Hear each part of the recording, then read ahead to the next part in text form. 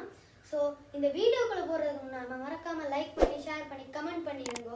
மறக்காமல் சப்ஸ்கிரைப் பண்ணி அந்த பெல் ஐகானை கிளிக் பண்ணிடுங்க. அப்போ தான் நாங்கள் உடனுக்குடன் போடுற வீடியோஸ் உங்களுக்கு உடனே வந்து சேரும். இப்போ வாங்க நாங்கள் வீடியோக்குள்ளே போயிடுவோம்.